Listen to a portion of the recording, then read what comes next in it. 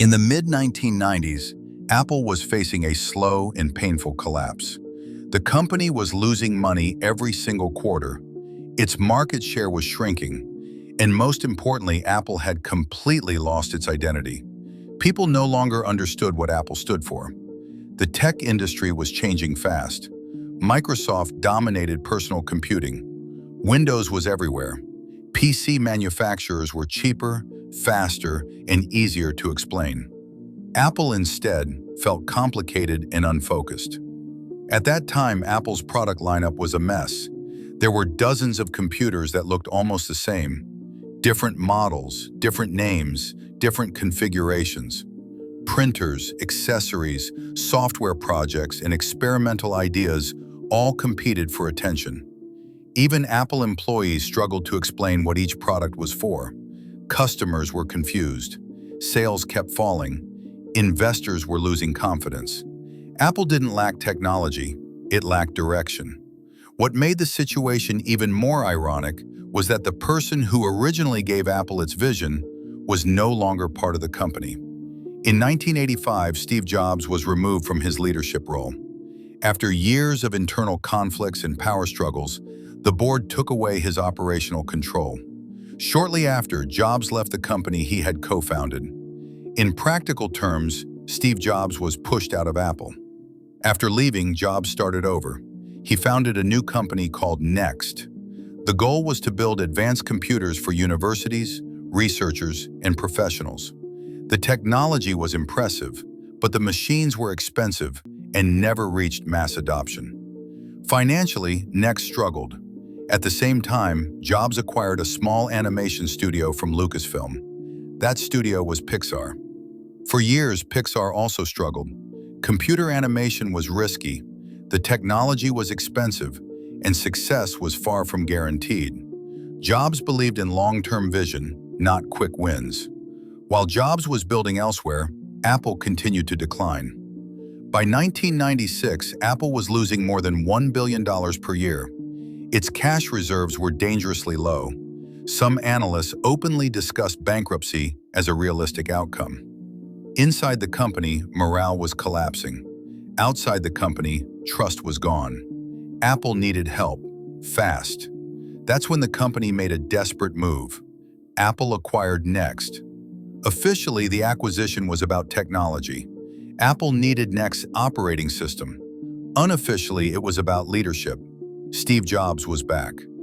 At first, Jobs returned only as an advisor. He didn't immediately take control. But very quickly it became clear that Apple didn't need more meetings. It needed direction.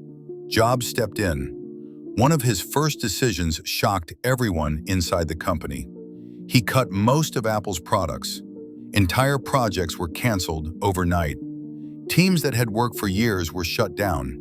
Apple went from dozens of products to just a few core ones.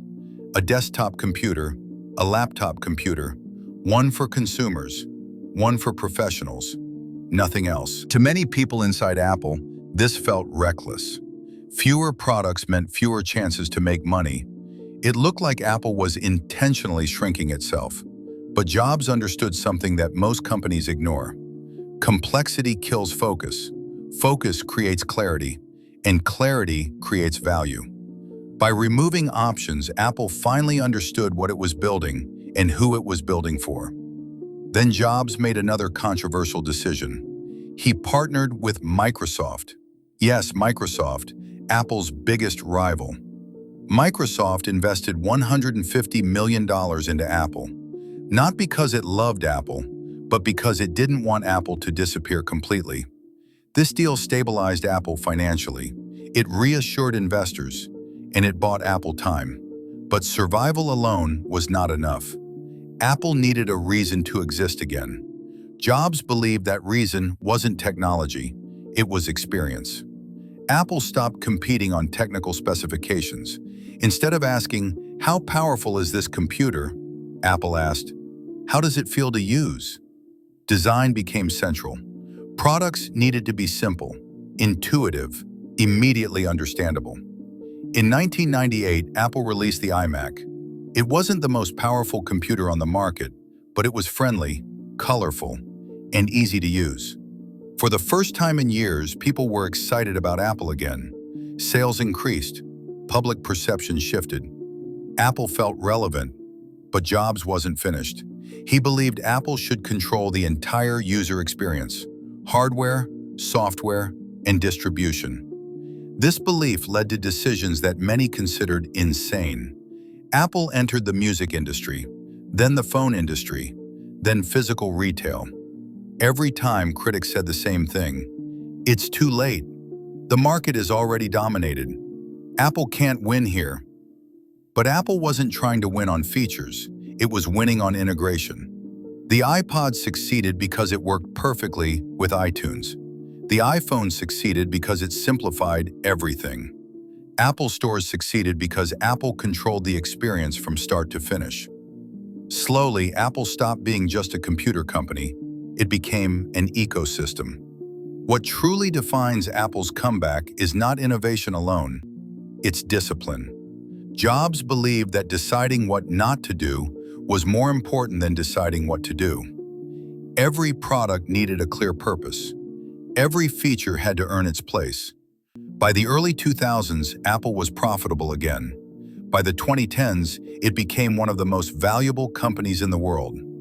But the most important lesson came much earlier. Apple survived because it was willing to reset itself completely. It accepted that its old strategy had failed, and it refused to protect the past. Most companies fail because they keep adding more products, more features, more complexity. Apple survived because it removed. Focus saved Apple, and that is the real reason the company came back from the edge. If you enjoyed this story, subscribe for more real business stories, because behind every successful company, there is almost always a moment when everything nearly fell apart.